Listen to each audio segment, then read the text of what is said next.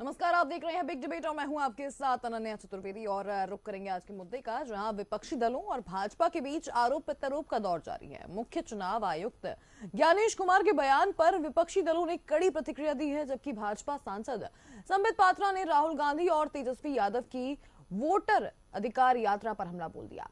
क्या चुनाव आयोग निष्पक्ष है या भाजपा के इशारे पर काम कर रहा है? क्या विपक्षी दलों के आरोप सही हैं या वे सिर्फ राजनीति कर रहे हैं? क्या वोटर अधिकार यात्रा से कुछ हासिल होगा या ये सिर्फ राजनीतिक स्टंट है?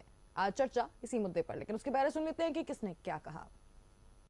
सबसे बड़ी मतदाता सूची, सबसे बड़े चुनाव कर्मियों की फौज, सबसे ज्यादा मतदान करने वाले लोगों की संख्या, और इन सब के समक्ष, सारे मीडिया के समक्ष ये कहना कि अगर मतदाता सूची में आपका नाम एक बार और है तो आपने 2 बार मतदान किया होगा और कानूनी अपराध किया होगा, और मेरे सारे मतदाताओं को अपराधी बनाना और चुनाव आयोग शांत रहे, संभव नहीं। हलफनामा देना होगा या देश से माफी मांगनी होगी, तीसरा विकल्प नहीं है। आपके माध्यम से मैं ये भी कहना चाहता हूं, अगर 7 दिन में हलफनामा नहीं मिला तो इसका अर्थ ये सारे आरोप निराधार हैं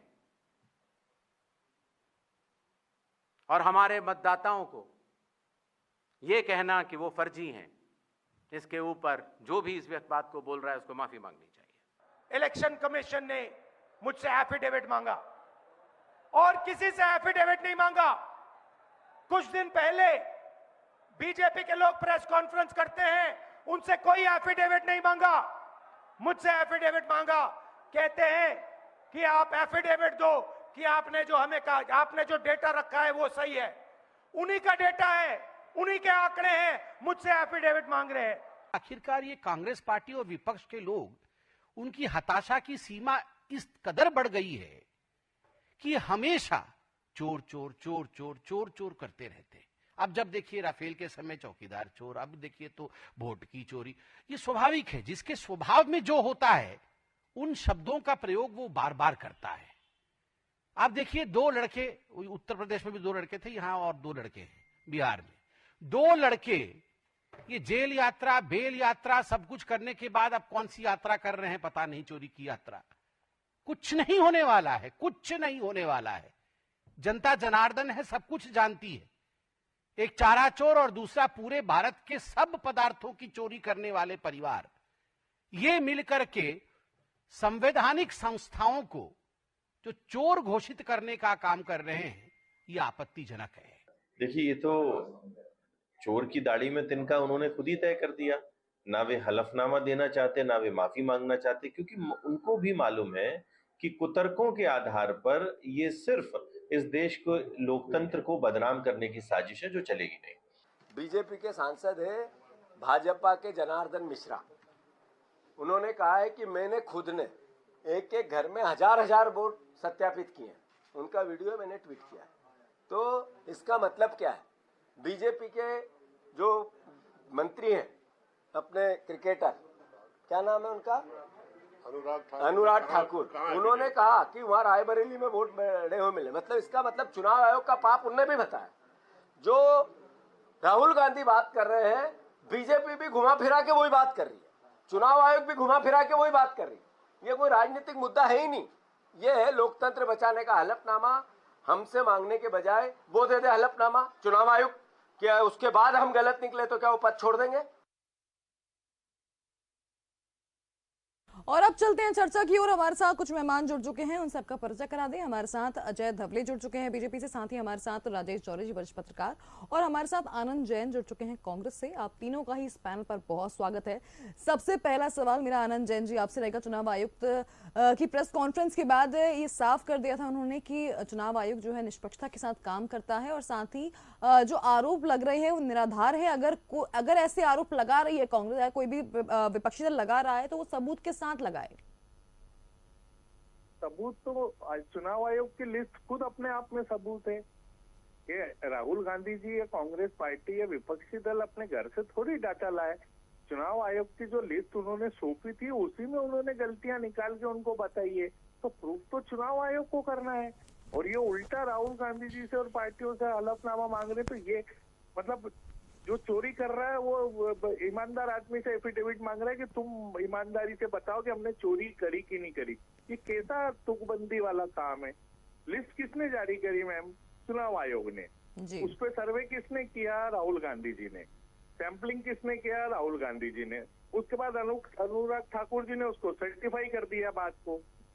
तो अब उसके बाद क्या चाहिए? मतलब मेरे को समझ में नहीं आ रहा है कि हमारी भूमिका कहाँ गलत है इसमें। और ये चुनाव से संबंधित नहीं है, जैसा जीतू पटवारी जी भी बोल रहे हैं, राहुल गांधी, ये देश की जनता के वोटों का मतदान के अधिकार के साथ हो रहा असंवैधानिक कार्य जो बीजेपी और चुनाव आयोग मिलके कर रहा है, वो उसके लिए प्रश्न उठाया है देश के सामने। तो उसमें समस्या क्या है? अगर सही बात को कहना गलत है तो फिर तो विपक्ष को और सबसे राहुल गांधी की वोटर अधिकार यात्रा का उद्देश्य क्या है आनंद जी, और इससे क्या हासिल होने वाला है? उन्हें लोगों को जागरूक करना है कि चुनाव आयोग तो धांधली कर रहा है बीजेपी के साथ मिलके, आप उठो जगो। और तो आप इसके लिए कोर्ट जा सकते हैं। नहीं, कोर्ट से समस्या नहीं होती, नहीं, मुद्दा जनता का है। अभी सुप्रीम कोर्ट ने आदेश दिया कि आप 65 लाख लोगों के नाम बताओ CSR में। उस पर कोई कार्रवाई हुई क्या? नहीं हुई। उस पर जो उन्होंने नॉर्म्स दी उस पर कोई स्पष्टीकरण। आपकी बात का जवाब लेते हैं। अजय धवले जी हमारे साथ जुड़े हुए हैं। अजय धवले जी, क्या कहेंगे इस बात पर कि अब लगातार अब ये उनका साफ कहना है कि चुनाव आयोग की जो लिस्ट है वो वहीं से जारी हुई है, गड़बड़ी भी उसी में पाई गई है। राहुल गांधी ने सर्वे किया और उसमें सामने आया कि चार जगह पे सेम वोटर का नाम था। अनन्या जी, मुझे लगता है कांग्रेस देश का सबसे प्रमुख राजनीतिक दल रहा है 50 वर्षों तक के, देश में सत्ता पे रहा है 50 वर्षों तक के। चुनाव आयोग जैसी संवैधानिक संस्था का भी कांग्रेस के शासनकाल में उसने भी काम किया है। आज विषय ये आ जाता है कि जब आप सत्ता से बाहर हो तो आप एक संवैधानिक संस्था पे इस प्रकार की, पहली बार नहीं है किसी संवैधानिक संस्था। अजय जी, आरोप उनका सीधा सीधा ये है कि भाजपा के इशारे पर चुनाव आयोग काम कर रहा है। जी अनन्या जी, मुझे लगता है कल आपके चैनल ने भी चुनाव आयोग की उस प्रेस कॉन्फ्रेंस को चलाया जहां पॉइंट बाय पॉइंट डिटेल्ड जिस प्रकार से मुख्य निर्वाचन आयुक्त ने आंसर दिए हैं राहुल गांधी के प्रश्नों का। लेकिन देखिए, चुनाव आयोग ये पहली बार नहीं है इस प्रकार का एक्सरसाइज कर रहा है। SIR 2003 में भी हुआ, ये बार बार स्पष्ट कर चुका है चुनाव आयोग। उसके बाद में भारत का सर्वोच्च न्यायालय स्पष्ट कर चुका है कि SIR करना सिर्फ चुनाव आयोग का ही काम है, दूसरी किसी संस्था का काम नहीं है। तो जो संवैधानिक मैंडेट, जिसको हम कहेंगे कि संवैधानिक क्षेत्राधिकार जो है, वो चुनाव आयोग का ही है कि चुनाव इलेक्टोरल रोल को बनाना, उनमें एडिशन करना, डिलीशन करना, या उसके बार बार रिवीजन का काम। हमारा जो रिप्रेजेंटेशन ऑफ पीपल एक्ट है 1950 का, ये तो भारतीय जनता पार्टी की सरकार ने नहीं बनाया। 1950 में जो एक्ट बनाया तब तत्कालीन देश की राजनीतिक परिस्थितियों में भाजपा थी ही नहीं। ये 1950 में जो कानून बना है, उसके बाद में देश का संविधान जो 1952 से देश में जो जब पहले लोकतांत्रिक चुनाव होना शुरू हुए तब से संवैधानिक व्यवस्थाएं बनी हैं। तो आप बताएं कि जो आर्टिकल 324 है भारतीय संविधान का, वो स्पेसिफिकली चुनाव आयोग को ये मैंडेट देता है कि आप निर्वाचन की प्रक्रिया, इलेक्टोरल रोल को बनाना, उसमें किस प्रकार से वोटर्स को ऐड करना है, डिलीट करना है, या उनका वेरिफिकेशन, ये सारे काम आपके हैं। चुनाव आयोग वो काम कर रहा है तो आप कांग्रेस को प्रश्न चिन्ह उठाना है। रही बात राहुल गांधी के प्रश्नों की, तो चुनाव आयोग कह क्या रहा है कि भारत में जब आप चुनाव आयोग से कुछ प्रश्न पूछते हैं या चुनाव आयोग पे आपने प्रश्न पूछे हैं तो एक व्यवस्था बनी है, और ये हमने नहीं बनाई। ये 1950 के कानून में ही वो प्रोविजन है कि जब आप चुनाव आयोग को कोई एविडेंसेस दे रहे हो तो आपको ऑन एफिडेविट, ऑन ओथ वो देने हैं, बिकॉज उन एविडेंसेस को चुनाव आयोग एज अ एविडेंस के तौर पे जब अपनी पूरी जांच की प्रक्रिया करेगा तो उनको। जी चलिए, मैं इस बात को, आनंद जी, एक बात अभी आपने कुछ देर पहले कही थी कि कोर्ट जो है आदेश देता है लेकिन उस पर कार्रवाई नहीं होती। तो क्या आपको अब भारत की न्यायिक व्यवस्था पे भी कोई भरोसा नहीं है? अगर आपको चुनाव आयोग पे भरोसा नहीं है, आपकी पार्टी को, आपको न्यायपालिका पर भरोसा नहीं है, तो फिर अब आखिर क्या अगला स्टैंड रहेगा कांग्रेस का? सुप्रीम कोर्ट ने अगर CSR पे कुछ मुद्दे उठाए तो वो चुनाव आयोग पे उठाए, कांग्रेस ने थोड़ी उठाए। आम जनता की समस्याओं को उठाया जनता ने, और उसको सुप्रीम कोर्ट ने संज्ञान में लिया है, और उन्होंने ये जारी किया है कि आप 65 लाख लोगों के नाम बताइए। तो उसमें आरोप कहाँ लगा? ये तो सुप्रीम कोर्ट के न्यायिक प्रक्रिया का पालन करने का काम चुनाव आयोग का है। इसमें कांग्रेस कहाँ बीच में आ रही है? आप, मेरे को समझ में नहीं आ रहा है कि हम कहीं है ही नहीं। बीजेपी, अगर अनुराग ठाकुर जी ने भी प्रश्न उठाया, नितिन गडकरी जी ने इसके पहले प्रश्न उठाया कि मेरी कॉन्स्टिट्यूएंसी से 3.5 लाख वोट कम कर दिए गए, तो उस प्रक्रिया पे प्रश्न है। बीजेपी क्यों इसमें बीच में आके ये सब सफाई दे रही है? सवाल ये है। ये बयान भी आपकी पार्टी की तरफ से ही आया था कि भाजपा के इशारे पर चुनाव आयोग काम कर रहा है। देखिए ना आप, दिख रहा है। अब फिर आप कह रहे हैं बीजेपी बीच में कैसे आ गई? तो बीजेपी सफाई दे रही है ना, नहीं समझे आप? सफाई कौन दे रहा है? सरकार किसकी है? बीजेपी की। अब आप आरोप लगाएं, वो सफाई भी ना दे, ऐसे कैसे काम चलेगा? नहीं, ये धांधली कौन करवा रहा है? और चुनाव आयोग की नियुक्ति सरकार ने अपने केंद्रित कर रखी है कि उनकी इच्छा होगी उसको चुनाव आयोग बनाएंगे, चुनाव आयोग की नियुक्ति वो करेंगे। पहले ऐसा नहीं था संविधान में, 45 दिन का कॉन्स्टिट्यूशन था वीडियो फुटेज जारी करने का, वो इन्होंने अमेंडमेंट किया। क्यों किया? अरे भाई, अगर जनता का अधिकार है, मैंने वोट डाला है, मेरे को पूछने का अधिकार है कि मेरा वोट आपने कहाँ डाला, कितनी बजे डाला, क्यों डाला, तो ये जनता का सवाल है। और तो उसमें राहुल गांधी जी अगर कोई जनता का विपक्ष के मुझे लगता है इस बात पे आनंद जी, इस बात पे हम राजेश जौहरी जी समझ लेते हैं। राजेश जौहरी जी, इतना समय हो गया राजनीति में आपको पत्रकारिता करते हुए, अलग अलग मुद्दे हमने देखे, वोट्स को लेकर, वोट चोरी का मुद्दा जो है, अब इसको लेकर क्या कहना है?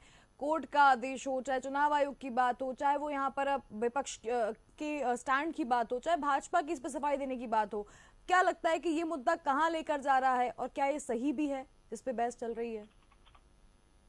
देखिए अनन्या जी की एक तो ये समझ में नहीं आ रहा है कि सारी पार्टियां एसआईआर के लिए इंसिस्ट क्यों नहीं कर रही हैं कि हर स्टेट में एसआईआर हो जाए, फिर झंझट ही खत्म हो जाए। किसी ने 3 लाख वोट कम बता दिए कि मेरे गडकरी जी का उदाहरण आया, अनुराग ठाकुर कोई और बात आई, किसी की कोई और बात आई, राहुल गांधी की कोई और बात आई, तो ये सारे के सारी समस्याएं एसआईआर से खत्म हो सकती हैं। इसके अलावा कोई और तरीका नहीं। आप कितना ही सड़क पे चिल्लाते रहो, कितना ही आपस में डिबेट करते रहे, हम कितना ही अखबारों में छपता रहेगा, चैनलों पे आता रहेगा, उससे नहीं होगा। एसआईआर से ही सही काम होगा। एक बात तो ये है। दूसरी बात ये है कि कहीं पे एसआईआर का विरोध करना और फिर कहीं किसी दूसरे राज्य में लिस्ट के गलत लिस्ट है ये बताना, ये भी ठीक नहीं है। तीसरी बात ये है कि एक तो कोई समस्या होनी नहीं चाहिए एफिडेविट देने में अगर कोई प्रक्रिया का हिस्सा है, पर इससे भी बड़ी बात है, इसको और हायर लेवल पे ले जाते हुए इलेक्शन कमीशन को एज अ स्पेशल इशू बिना एफिडेविट के ही उनके जो वीडियो है उसको ही एफिडेविट मानकर अपना उसका सर्टिफिकेशन शुरू कर देना चाहिए। तो ये जो झमेला है, ये जो समस्याएं हैं, जो जनता के मन में गफलत की बातें आ रही हैं, देखिए वो सही है या गलत है वो एक डिफरेंट चीज है, और फिर वो बांग्लादेश जैसी स्थिति ना बन जाए, कहीं बांग्लादेश जैसा लोगों को ना लगने लगे कि यहाँ पर ये हो गया है, फिर वही जो शेख हसीना के घर पे हमला हो गया, फिर वो स्थितियां अपने दिल्ली पर भी नहीं हो जाए और वो गड़बड़ी ना हो जाए। तो इलेक्शन कमीशन को भी थोड़ा बड़ा दिल दिखाते हुए कुछ कानून को शिथिल करते हुए और स्पेशल इनिशिएटिव लेते हुए कर देना चाहिए। चौथी बात ये है कि जितने कमिश्नर होते हैं इलेक्शन कमीशन में और चीफ इलेक्शन कमिश्नर, ये सब एलओपी के बिना नहीं होता है, ये सब चीफ जस्टिस ऑफ इंडिया के बिना नहीं होता है। तो वो उसमें कहीं कोई फॉल्ट है तो वो कांग्रेस बताए कि वहां कहीं कहाँ गड़बड़ हुई है, कि एलओपी की राय ली गई कि नहीं ली गई, और नहीं ली गई है तो फिर उस पर मतलब ये मुद्दे हैं जिस पर वार करना चाहिए लोकतंत्र को, जो लोकतंत्र को की मजबूती के लिए ये मुद्दे इंपॉर्टेंट हैं। पर हाँ, ये अगर एफिडेविट मांग रहे हैं तो दे देना चाहिए, और दूसरी बात अगर नहीं दे रहे हैं तो भी जांच कर लेना चाहिए इसी को। बिल्कुल। चलिए अजय धवली जी क्या कहेंगे इस बात पर? जो बात आनंद जी ने कुछ देर पहले कही थी उसी बात पर मैं आती हूँ कि भाजपा सफाई क्यों दे रही है अगर उसकी भूमिका नहीं है बीच में, तो और अगर ऐसा है तो फिर आरोप क्यों लगा रही है? अनन्या जी, पहले तो इनको पूछ लीजिए, कल इलेक्शन कमीशन ऑफ इंडिया ने सारे कमिश्नर्स बैठे, उन्होंने आंसर दिया, क्या कांग्रेस को उनका आंसर पता है? क्या कांग्रेस को उस उत्तर से संतुष्टि है? क्योंकि उन्होंने स्पेसिफिकली एक एक प्रश्न का उत्तर दिया है जो राहुल गांधी जी ने लगाया। अब उन सारे लोगों को, जैसे आदित्य श्रीवास्तव का उदाहरण लिए, मिंटा देवी का उदाहरण लिए, जो राहुल गांधी जी ने जिन जिन लोगों के उदाहरण दिए थे वो लोग स्वयं स्पष्ट आ गए, सामने आ गए। उन्होंने खुद से कहा कि अब जो व्यक्ति जिसका राहुल गांधी जी उदाहरण दे रहे वो सामने आके स्पष्ट करता है कि मेरा एपिक कार्ड मैंने बार बार चेंज कराया, मैं 3 राज्य बदल के अब तीसरे राज्य में वोट दे रहा हूँ, ये उन लोगों ने स्वयं स्पष्ट किया। दूसरा विषय आता है, अब हमारे कांग्रेस के प्रवक्ता साथी कह रहे थे कि सुप्रीम कोर्ट ने 65 लाख वोटर्स जो जिनको ड्राफ्ट इलेक्टोरल रोल से हटा दिया गया है उनके लिए कहा। कल इलेक्शन कमीशन ने अपनी प्रेस कॉन्फ्रेंस में कहा कि हमने within 56 hour, Supreme Court ने ऑब्जर्वेशन देने के बाद में, सुप्रीम कोर्ट की टिप्पणी आने के बाद में 56 घंटों में वो सारी लिस्टें हमने स्पेसिफिकली जैसे जैसे डिस्ट्रिक्ट बोले थे उसके अनुरूप अपलोड कर दिए। अब आप कांग्रेस कह रही थी कि वो लिस्ट ऐसे 65 लाख लोग हटा दिए, उनके नाम ही नहीं है। वो सर्वोच्च न्यायालय के आदेश के बाद में वहां चढ़ा दिए, जबकि सर्वोच्च न्यायालय में इलेक्शन कमीशन ऑफ इंडिया ये स्पष्ट कर चुका था कि ये सारे जो 65 लाख लोगों के जिनके नाम ड्राफ्ट इलेक्टोरल रोल में जो एनुमरेशन फॉर्म्स की फिलिंग नहीं हुई थी, वो सारे जो राजनीतिक दल हैं वहां के, उनके बीएलएस को दे चुके थे। फिर भी वापस से सर्वोच्च न्यायालय ने कहा इसलिए देश की जनता में कोई भ्रम ना फैले, देश की जनता का विश्वास बना रहे, इसलिए इलेक्शन कमीशन ने फिर से उनको वेबसाइट पे अपलोड कर दीजिए। अब जब 22 तारीख को फिर से इसका हियरिंग होगा तो मुझे लगता है निश्चित रूप से ये जो कांग्रेस और एक प्रोपेगेंडा खड़े करने वाले लोग हैं, जो एक निष्पक्ष और पारदर्शी चुनाव करने वाली संस्था के ऊपर इस प्रकार के आरोप लगाते हैं। अब जब आप आरोप लगा रहे हो, देखिए लॉ ऑफ ज्यूरिस्प्रूडेंस जो होता है ना, हमारी देश की न्याय व्यवस्था कहती है जो आरोप लगाता है उसको ही उस आरोप को सत्यापित करना है। इसको कहते हैं लॉ ऑफ ज्यूरिस्प्रूडेंस में burden of proof lies with the person who is levelling the offences. अब राहुल गांधी जी आरोप लगा रहे हैं और राहुल गांधी जी कह रहे हैं कि मैं आरोप लगा रहा हूं, आप जांच, आपको इसको सत्य करना है। तो बर्डन ऑफ प्रूफ किसके ऊपर रहेगा? जो आरोप लगा रहा है उसी व्यक्ति को तो प्रूव करना है कि ये मेरे जो आरोप लगाए ये सत्य हैं। तो आपको एक एफिडेविट देने में जा क्या रहा है? और ये 1950 का कानून कह रहा है, ये कोई भारतीय जनता पार्टी की 2014 में सरकार आई, उसने कानून बदल के कहा। आनंद जैन जी, एफिडेविट देने में फिर दिक्कत क्या है? अजय दवली जी पूछ रहे हैं, अगर आरोप लगाया है आपने, अगर बात आपकी पार्टी तरफ से निकली है तो उस बात को लेकर। हाँ चलिए, मेरा ये कहना है 1 लाख वोटर है कर्नाटक में, उस पर ऑब्जेक्शन आया है, तो 1 लाख वोटर तो कोई एफिडेविट देंगे नहीं। और मेरे व्यक्तिगत अगर वोट में कोई प्रॉब्लम है तो राहुल गांधी जी एफिडेविट क्यों देंगे? सवाल चुनाव आयोग की लिस्ट जो जारी हुई है उसमें ये गड़बड़ियां हुई है और उसकी जांच चुनाव आयोग को करना चाहिए। आप क्या चाहते हैं? आपकी तरफ से मांग क्या है? क्या होना चाहिए? इसका समाधान बताएं। जैसा भी पत्रकार महोदय ने बोला कि आप चुनाव आयोग बोले ना कि हम पूरे देश में CSR कराएंगे, उसके बाद चुनाव कराएंगे। अभी 22 अगस्त का आपने टाइम दिया है, आप 65 लाख लोगों की जांच होगी, लोगों को मालूम पड़ेगा, लोग उसमें ऑब्जेक्शन देंगे, जब तक चुनाव की डेट डिक्लेयर कर देगा। तो ये मिलीजुली कुश्ती है ना मैडम, ये समझ में नहीं आ रहा। अगर आप बिहार चुनाव की बात कर रहे हैं तो उसको थोड़ा बढ़ा दीजिए, आप 65 लाख वोटों की पब्लिश कीजिए और उसमें हियरिंग के लिए लोगों को टाइम दीजिए, तो उसका सर्टिफिकेशन कीजिए। अगर लोगों को कोई मतदाता सूची में उसके नाम पे लेके प्रॉब्लम है तो उसको क्लियर कीजिए। पर आपने तो क्या 22 अगस्त तक का टाइम दे दिया, आप लिस्ट लगाएंगे, आदमी चेक करेगा, जब तक चुनाव की डेट आप डिक्लेयर कर देंगे, क्योंकि वो प्रोसीजर आप कानूनी रूप से रोक नहीं सकते। तो इसका मतलब ये होता है आनंद जी, इसका मतलब ये माना जाए कि कई जगहों पर कांग्रेस हार की वजह को वोट चोरी मान रही है। बिल्कुल सही है। मध्य प्रदेश में अभी मैंने आंकड़े निकाले मैडम, 2023 में विधानसभा इंदौर के 4 में 20,000 वोटे डुप्लीकेट थे।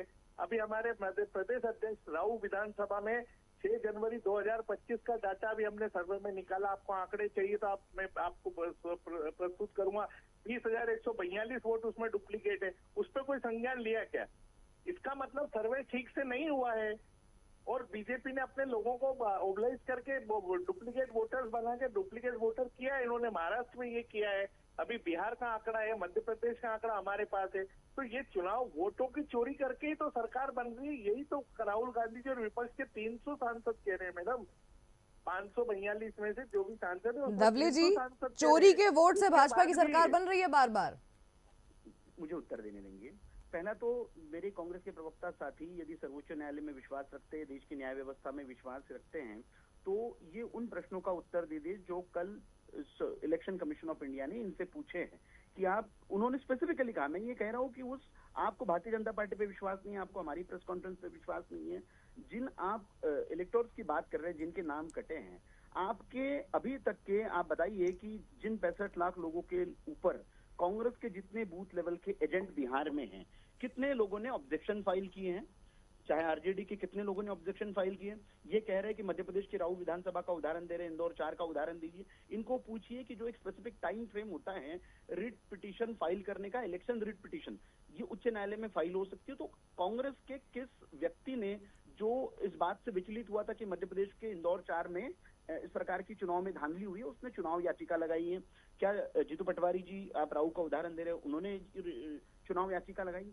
एक सडन और आप आते हैं, चुनाव हो गया, उसके बाद में साल भर बाद आपको एकदम से सपना आता है, आप कहते हैं कि वोट चोरी हुई थी।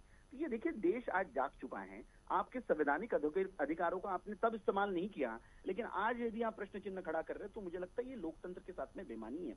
राहुल गांधी जी पहले ये स्पष्ट करें, जिन 300 सांसदों की आप बात आप कर रहे, वो 300 सांसद ही इस चुनाव आयोग की प्रक्रिया, भारत की निर्वाचन प्रक्रिया से ही चुन के आज देश के सदन में पहुंचे हैं। तो एक तरफ आप चुन के जाना, आपके बंगाल के पार्टनर्स देखिए कितने सालों से वहां सरकार चल रही है, आरजेडी की बिहार में कितनी बार सरकार आई है, तो हर बार यदि सिर्फ इसी प्रक्रिया से आप चुन के जाते हैं और जब आप चुनाव हार जाते हैं तब आप प्रक्रिया पे कुछ नहीं। मैं राजेश जौहरी जी के पास यही सवाल लेके जाना चाहूंगी। राजेश जौहरी जी, इतने समय से हम सुनते आ रहे हैं, ईवीएम पे कई सवाल उठे, वोटों पे कई सवाल उठे, वोटर लिस्ट पे सवाल उठे, लेकिन वोट चोरी की बात जब सामने आती है तो कहीं ना कहीं बड़ा सवाल इलेक्शन कमीशन पे उठ जाता है। और जब प्रेस कॉन्फ्रेंस भी हो गई उसके बाद भी जो है कांग्रेस अपनी बात पे अड़िग है कि वोट चोरी हुई है और इसका समाधान होना चाहिए। आप कितना इत्तेफाक रखते हैं इस बात से कि हमेशा जब वोटिंग की बारी आती है, वोट चोरी की बात आती है या फिर गड़बड़ी की बात आती है, तो वो ऐसे ही किसी दल से आती है जहां पर विपक्ष की तरफ से, मान लें कि विपक्ष तरफ से आती है कि इसकी वजह से हम सरकार में नहीं आ पाए? देखिए, इसको थोड़ा सा ब्रॉड पर्सपेक्टिव में देखते हुए आपको एक छोटा सा एग्जांपल बताते हैं। हमारी किताब है I have written a book on Bangladesh, जो 5 अगस्त 2024 से जो घटनाक्रम उससे 1-2 महीने पहले से शुरू हुआ और आज तक जो हुआ उसके ऊपर एक किताब है। शायद मोस्ट प्रोबेबली अगले सप्ताह वो आ जाएगी। अब क्या हो रहा है कि उस किताब में जो चीजें उसमें दिख रही थी 2-2.5 महीने 3 महीने पहले से जो बांग्लादेश में चल रहा था, यही सेम वोट चोरी का चल रहा था किस्सा। अब वो शेख हसीना सही थी गलत थी डिफरेंट चीज है, लेकिन जिस तरह से जमाते इस्लामी ने पहले वो छात्र शिविर ने शुरुआत करी और छात्र शिविर से कब वो उसको टेक ओवर कर लिया जमाते इस्लामी ने, और वो जो स्थितियां बांग्लादेश में हुई है पूरी दुनिया में किसी से छुपी नहीं है। चिंता की बात ये है, कांग्रेस बहुत जिम्मेदार पार्टी है और भाजपा कांग्रेस के बीच में सत्ता का संघर्ष हो सकता है, भाजपा और अपोजिशन के जो पार्टियां उनके बीच में सत्ता का संघर्ष हो सकता है, लेकिन हमको ये नहीं भूलना चाहिए कि पूरी दुनिया में कई ताकतें ऐसी हैं। जब से भारत चौथी महाशक्ति बना है, वो बीजेपी की वजह से नहीं बना है, आर्थिक महाशक्ति वो किसी कांग्रेस की वजह से नहीं बना है, वो भारत के लोगों की वजह से, लोगों ने जो जीडीपी में जो योगदान दिया, जो लोगों ने काम किया, आज इस पूरी दुनिया में जो जितनी बड़े फोर्सेस है वो सब भारत को कैसे भी करके इंडिया को नीचे गिराने में लगे हुए हैं। और उसमें देखिए कांग्रेस अपनी पूरी जिम्मेदारी से काम कर रही है, कांग्रेस पर कोई इल्जाम नहीं है ये, पर लेकिन राजेश जौहरी जी, मैं ये बड़ा मुझे लगता है लाजमी सवाल है कि जब बात हम चुनाव की करने लगते हैं, जब हम बात पार्टी को मजबूत करने की करने लगते हैं, तो ये सारी यात्राएं, ये सारे आंदोलन कहीं ना कहीं इशारा करते हैं कि पार्टी को मजबूत करना, क्योंकि हो हल्ला जरूरी है जब जनता के बीच दिखना है, क्योंकि जनता तभी सुनेगी जब आप बोलेंगे। तो ये क्या इसका भी पार्ट है? और देखिए एक बात है, विपक्ष में रह के पार्टी को, देखिए पक्ष में रह के तो आपके पास बहुत सारे तरीके, आपने इसका उद्घाटन कर दिया, उसका उद्घाटन कर दिया, आप जनता के बीच में लगातार बने रहते हैं जी। पर विपक्षी पार्टी क्या करे, उसके भी तो कुछ ना कुछ उसको एक जनता के बीच में लगातार रहने का, जनता के बीच में लगातार बने रहने का और उनके बीच में रिलेवेंट रहने का, उनके लिए जनता को लगे कि हमारे लिए ये पार्टी लड़ रही है, तब तो पार्टी का भविष्य है। एक बात ये बहुत इंपॉर्टेंट है, और ये सिर्फ कांग्रेस की बात नहीं है, जब भाजपा थी तो भाजपा ने भी यही किया, महंगाई वाली बात और जो भी बातें की, जिस तरह से आंदोलन चलाए उन्होंने भी यही किया। लेकिन इन आंदोलनों के बीच में हमको ये देखना पड़ेगा कि कहीं भारत में बांग्लादेश जैसी स्थिति ना हो जाए, कहीं वो समस्या ना हो जाए।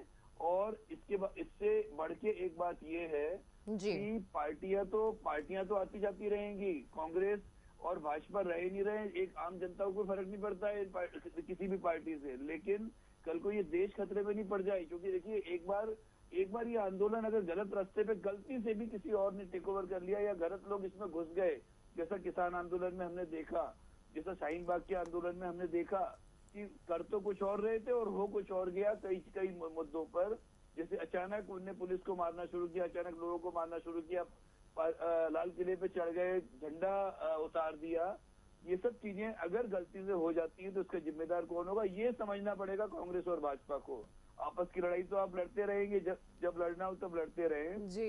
And as a citizen of, लेकिन ये मैं मुझे लगता है यहाँ पे विपक्ष के तौर पे आनंद जैन जी, एक भूमिका विपक्ष की भी है कि विपक्ष चुनाव आयोग से सवाल कर रहा है, सहयोग कर रहा है या फिर बदलाव की मांग कर रहा है। कह रहे हैं हमने जो डाटा दिया है उसकी जांच करके आप पब्लिक के सामने रखिए, 65 लाख लोगों के नाम आप रखिए, उनको समय दीजिए, शॉर्टिंग कीजिए, जनता को आप संतुष्ट कीजिए, ये काम किसका है? भारतीय जनता पार्टी कांग्रेस का नहीं, ये निर्वाचन आयोग का काम है जी। पत्रकार महोदय बोल रहे बांग्लादेश स्थिति बने तो इसकी जवाबदारी किसकी? लॉ एंड ऑर्डर की, भारतीय जनता पार्टी की। चुनाव आयोग उसको आज भी जो प्रेस कॉन्फ्रेंस हुई उसमें ये उन्होंने नहीं कहा कि हमने जो 1 लाख वोटर पर ऑब्जेक्शन लिया हम उसकी जांच करके ये रिपोर्ट रख रहे हैं या कोई कमेटी गठित कर रहे हैं। उन्होंने तो बोल दिया एक सिरे से कि ये हो ही नहीं सकता। तो फिर उसकी प्रेस कॉन्फ्रेंस का मतलब क्या निकला? आप राहुल गांधी जी को थोड़ी जवाब चाहिए, जनता को जवाब चाहिए कि वो 1 लाख वोटर जो हमने डिफरेंस निकाला उसकी जांच चुनाव आयोग करेगा या नहीं करेगा, और नहीं करेगा तो उसका कारण बताए और सही स्थिति को जनता के सामने रख दे। कांग्रेस ये चाहती है, राहुल गांधी जी ये चाहते हैं कि चुनाव प्रक्रिया पे जो हमने ऑब्जेक्शन दिया है उसको आप क्लियर करिए। चाहे कोई भी प्रदेश का हो, महाराष्ट्र में अगर 1-1.5 करोड़ वोट बढ़े हैं तो उस पर ऑब्जेक्शन लेना विपक्ष का काम है कि नहीं? पर इसका स्पष्टीकरण तो निर्वाचन आयोग को देना है।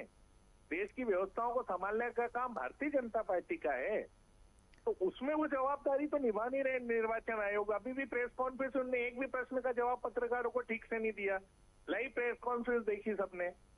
तो आप ये बोलते कि 1 लाख वोटर के हम कमेटी गठित कर रहे हैं, उसकी जांच करके पब्लिक के सामने आप प्रेस कॉन्फ्रेंस अजय धबले जी, तो आपकी स्पष्ट हो जाती चीजें। कांग्रेस की सीधी मांग है कि इलेक्शन कमीशन जो है वो SIR की प्रोसेस हर राज्य में करे, उन 65 लाख नामों के बारे में फिर से सोचे, उसके बारे में सबूत लेकर आए, और साथ ही अब आगे की प्रक्रिया जो है उसे और सुचारू बनाने के लिए एक स्ट्रिक्ट एक्शन लेने की चुनाव आयोग को जरूरत है। लेकिन इस बीच में ये पूरी व्यवस्थाएं जो हैं वो सरकार ढंग से चलवा पाए, इसकी जिम्मेदारी भी भाजपा पर है।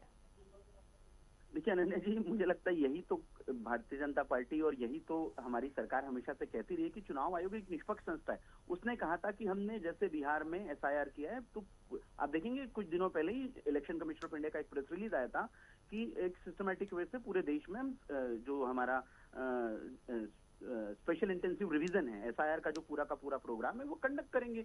अब चुनाव आयोग खुद कह रहा है कि इस देश में लगभग प्रत्येक चुनाव के बाद में जब इलेक्टोरल रोल बनते हैं तो उसमें विसंगतियां आती हैं।